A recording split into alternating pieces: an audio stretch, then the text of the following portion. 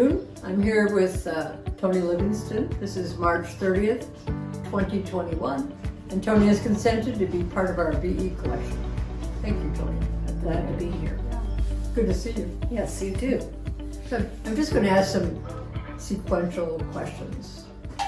So the first one is, where were you born? Good Samaritan Hospital in downtown Los Angeles. You're a California native. Yes. Good. And you have siblings?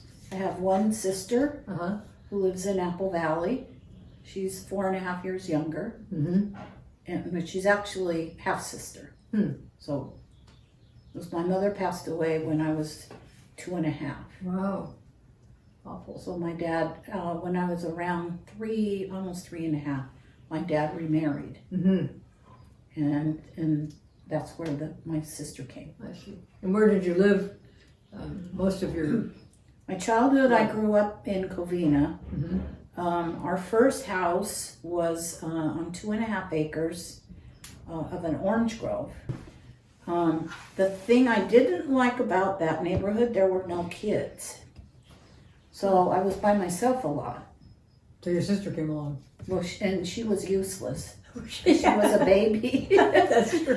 She couldn't do much. And my mom had to watch me because I was mad because they didn't explain to me what she was going to come out as, and I thought I was going to have somebody to play with. So where did you go to school? I went to school in Covina. I went to Covina Elementary, and how would you describe yourself when you were in school? Did you like school? Or? I liked this. What I liked about school was the kids. I wasn't crazy about much at school. When you graduated, did you pursue other education after high school? I did. I went to Mount San Antonio Junior College, and I was pursuing being a PE teacher. Really? But sports oriented or directed? During high school, I was in the Girls Athletic Association. GAA. Yes. Right. I had a letter that said that. So when did you start coming out to yourself as a lesbian? I think I was around 12. There was the street that I was telling you about that we moved to with the house behind the old 2.5 acres. There was a young woman that lived next door. I was about 12. She was probably 16 or so. Part of my chores was to pull weeds because my mother decided she wanted dichondra. Oh my gosh. It was horrible. I think they only do that in California. I know. Right. And it's a weed. Is it? All I remember is seeing people pick all these little things out of it. Yes. It's a big job. So that was my job. And if I wanted extra money, I could pull more weeds. And I liked it because I could watch her come in and out of the house. Go out with her boyfriend. And I was always trying to figure out some way to talk to her. And you were 12 then? Yeah, about 12. Did you know that you were different in your direction than maybe some of your other friends? I don't know that I knew that because I had so little friends. So, I was a tomboy. And Did people call you that, or you just knew that was? I knew it. You knew how to identify. So when you went to junior college after high school, you wanted to be a PE teacher? Well, it's pre-med, and I'm not good. I wasn't good at that. So I switched to business. But then it's when I was playing softball for Monterey Park team. And what was your position on the team? Right field. Right field or score. Always? Yeah, I wasn't very good. When I wasn't playing, they would have me keep score. So anyway, these friends that played on the team, or they hung out around the team, came from Phoenix.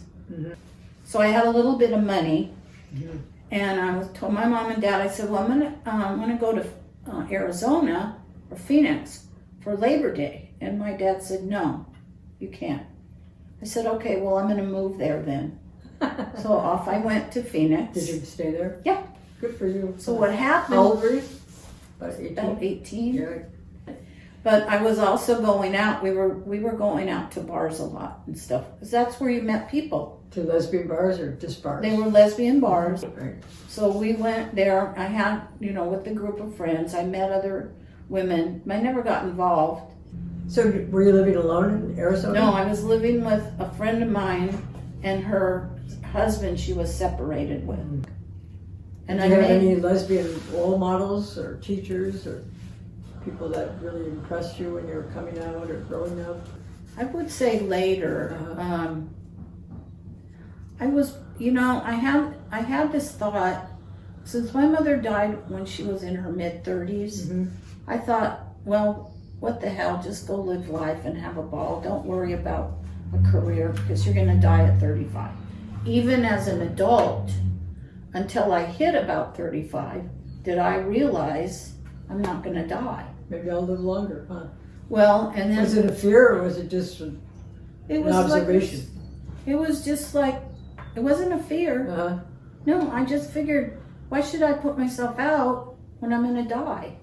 This kind of was my philosophy. Right. Why waste your energy? Just go have fun. Because that was my favorite thing. That's where I think I connected to my emotions.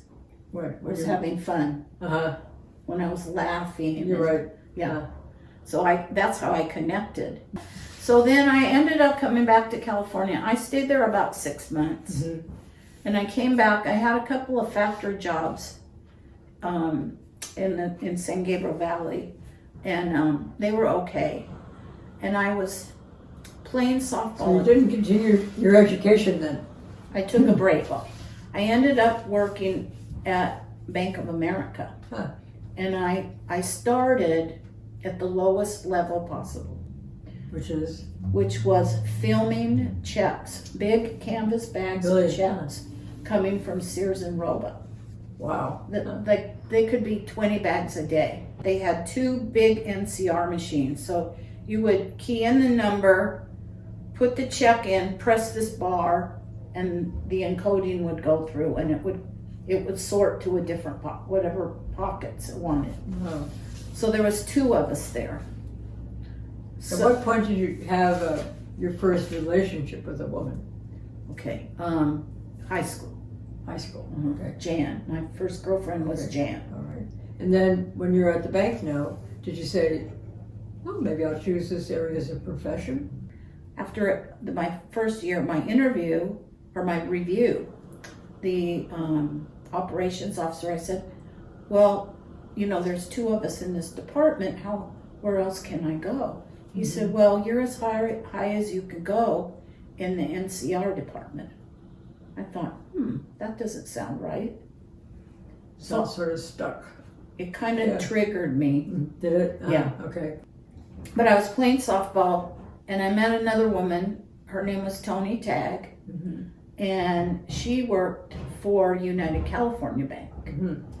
And I said, I'm in this NCR department. I don't know it. I was just kind of talking in general. And I said, it looks like I'm kind of limited. And she said, well, I'm going to have somebody call you. So they called. Music to your ears. They wanted to interview me. Well, in those days. What would you say was the key thing that you put out when you were interviewed? Because you're getting jobs. It seems like you've always been able to go the direction you wanted to, really. And I don't know what the key thing was. I mean, honesty, I guess. If you were to tell like a young lesbian, like that's one of the focuses of this collection. Right. Do this in your interviews. This would be, this is valued. I think being honest about your skills. Okay. I think that's a big one. Not pretending you're something that you don't have. Right. And I would say, and be honest, be sincere. I would say research the company a little bit, the company and the job. And then I usually interview the interviewer. And what would you ask them? Well, what's the job like? They've talked to me and I've told them what my experience was. And then I say, what's the department like? How big is it? What could you expect? Yeah, well, and they seem to respond to it. They already knew I had the skill set for this job at UCB. But this was an interesting point for people, anybody in the job market right now, because this is so different. It is. The banks had this gentleman agreement, is what they called it, where you couldn't hire somebody from another bank. They Really? I actually had to quit Bank of America before UCB would hire me. So it was risky. Did they have to know that you quit? Well, then when I went for the interview at UCB, the woman that interviewed me, which I'm still in touch with, by the way, she told me I would have to quit. And did you quit? Yep, I gave them 3 weeks notice because my friend was there. We had won Employee of the Month award together, and the branch manager had taken us to Jonathan Club. Well, I've heard of that. in those days, now this one, I almost blew my stack on this one. We couldn't go in the same elevator with the men. We had to go in the women's elevator, which pushed me over the edge. I was kind of a little huffy after that. What was the difference No, I didn't. in how it looked? Or Nothing. They just did the men's run faster? Or no, not that I could didn't tell. stop on any floor except the destination? That was what struck me the most about that. That's stunning, isn't it? Yeah. So that's how it was in my early years in banking. That the women were in the minority position. Well, they were, but now, probably prior to World War II, only men were probably working in the bank. But then after the war, or during the war, they had to hire women because the men were at war. Or dead. Or dead. So I think, but they were low positions. There weren't a lot of high positions. Now, by the time I got to UCB, Barbara Henniger was the lady that interviewed me, and she was a tough cookie. What was her position in the bank? She was probably operations manager. I'm pretty sure she was a lesbian, but we've never talked about it. On Highland, and right down the street, was the new Gay and Lesbian Center. And there was a lot more gay and lesbians there, but I didn't come out Because I was afraid that I might get fired. Really? Yes. And what year was that? Year about? Probably in the 70s. I'm getting close to 35. And I thought, well, I guess maybe I should try something else. I wanted another job, and they told me, no, you have to have branch experience. Well, how are you going to get that? Without working there. And nobody would hire me. So they had a training program. So I thought, well, I guess I'm going to have to do it my way. So I got accepted to the training program. So anyway, they accepted me. Were they men or women or both? One of them was the lady that first hired me there, because she was very intimidating. And as I see her now in these reunions, she's just so different. But she had to be that way to be with the men. When did you retire from banking? In around 2005. So I spent 38 years in banking. I guess another thing I would advise young women or young people, period, is do whatever and get the experience. You know, if you have to, don't hold back. If you start at the bottom, it's okay. You're going to move up. Just keep, learning. That's good advice. Yeah, that's all you can do. But it's on the job learning too. That's right. So because. Did you work overtime? Oh, lots of overtime. Would you advise that? Really show that you're engaged? And well, if they need you, I would do it. Right. I would, I worked what they needed. I did go while I was in Hollywood, I started back in junior college, and I went to Pasadena City College. So I got credit for some of my work experience. That's good. Plus I took classes. So I ended up getting my AA degree right before I became a manager. And this is another piece of advice.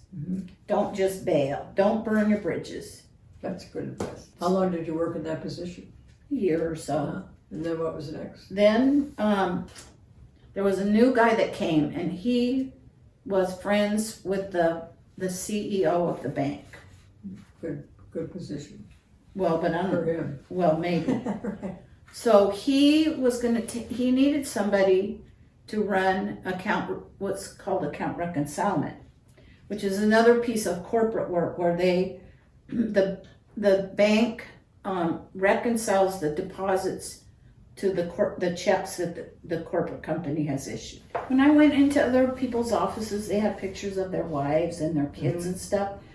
And when I was going to come for this interview, that was one of the things that stuck out to me, was that I never felt comfortable putting any of my partner's pictures right. on my desk or anywhere, because I was afraid. Did you put anything, like your pets? The dog. You put the dog. Maybe. How did you meet Diana? I met Diana through some friends that I've known from therapy. And I'd gone to her house. She'd had a party. She lived in Venice. And she liked photography, or she was a photographer.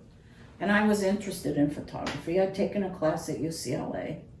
And so we started talking, and Diana went with me to this party in the Queen Mary, and we got to spend the night. But I was a wreck. Just anxious, you mean? Anxious, because I didn't want people to know. Well, the funny thing is, later, I had another friend that worked there that I had known for a long time, and we were talking one day, and she goes, Toni, I don't know what you're so worried about. Everybody knows about you. And I'm like, oh, wow. What do you mean? Me? How did I did? But then, you think about it. And you were probably a role model for other lesbians that you just didn't know. Right. Yeah. I hired other lesbians. Good. So anyway, I still, people knew, and it's just ingrained in you to be fearful at that point. Do you think, what caused that, do you think? Well, what created it? When my dad found out I was gay, I was 18. And my sister had gotten in some kind of trouble, and she said, well, Toni's gay. So that shifted the weight over to me, and my dad just had a fit. Did he tell you? Yeah, he said, you should have been, I would have been better off if you'd been a prostitute. And I'm like, what? Right. Well, in those days, you couldn't get a job. Right. If you were gay. And that's where his emotions just came out, and that's what he was trying to say. He was concerned about that. Yeah, and I said, Dad, if I get in trouble, I'll let you know. He said, I'll help you. I can remember another time when I was young and underage, the baseball team, some of the players, we would go to this bar in Baldwin Park called the Three Pigs. And I remember them telling me always, if there's men in there, because it was kind of a men and women's bar, we played pool and stuff. And they would say, if there's men with shiny shoes, get out. Because they were police. That's interesting. Yeah. And what year was that? Oh, 63, 64. And I can remember talking to my friend Julie about that, because she's a year and a half or so older than me. And she was kind of hanging out in that same area. And she remembered that too. I remember the police coming into the bars. Yes. And everybody had to get away from each other. And in that particular bar, they didn't really bother us that much. Good. It was really a dive, but it was fun. Yeah, it was what you did. And it was, where you could hang out. That's right. How did your stepmother feel about you being a lesbian? She tried to accept it. So my mom, it was going to be New Year's Eve, and I said, Mom, I'm going to have a New Year's Eve party. And she goes, well, I don't want to have one. I go, well, you're not having it. I am. My party. So she was in the bedroom in her pajamas, and my friends came over. Pat, who you'd already interviewed, several other friends, Carol and Susan, the friends I'd had for years. Right. So, and they'd all taken my mom out to dinner, or they'd done something, to give me a break. Right. And so pretty soon, we're all in the living room having a good time, and here comes my mother out in her nightgown, visiting with everybody, having a ball. So she later... All those lesbians. Yeah. Mm-hmm. And she told me, she says, I'm not going to worry about you now, she said, because I see you have good friends. Really? That was nice. So after that, she was okay. Huh. But I think the key word is worry. She was really concerned about it. Right. I think a lot of times parents don't know what to do with the information. No, my father, I took different girlfriends down to visit, you know, or we spend the weekend. And my dad was very cordial and talked to him, and I have pictures of him with him and Diana, and I have a picture. And he had a whole different perspective. Which was? Well, once I got he didn't want me to go in banking. Oh, it didn't pay anything, blah, blah, blah. I go, Dad, I'm doing it. Right. Again. So then I got promoted and promoted. Well, now I'm in management. Oh, now I can do no wrong. Really? So he was very proud of me. Yeah, you should have been. So I spent 38 years in banking. After I was in account reconcilement, there was an opening in the vault, in the cash vault. Mm-hmm. So I said, well, let me go try it. And they said, well, you're crazy. It's a big mess, people stealing and on. I go, well, I don't care, it sounds interesting. I said, plus, where am I gonna go? I don't have the right equipment to get any higher up in this bank. You know, I'm not a man. Right. So I went there. Mm-hmm. What did you do after banking? So I decided to go into real estate. So I took these online courses, and then I took the test, and got my real estate license. Good for you. So I ended up... Did you have a mentor on the job? Well, my first job was at Caldwell Banker in Eagle Rock. Did you stay in real estate then? I went to Keller Williams, and I stayed in real estate there I was probably in real estate for about 8 years. Oh, that's a long time. So, what would you like your legacy to be if you knew you were dying? What would you like to be remembered for? I think I'd like to be remembered for my personality, my humor, my generosity, the charitable work I do. So, Toni, thank you. This concludes our interview. I'd like to present you with these flowers from us. Oh, thank you. Thank you, gift. Is that why you were being evasive about them? Right. Thank you. That's Those are for beautiful. you. Thank you. And I'd like to encourage other women to participate in this. And, but most of all, thank you. You're welcome. Good to see you.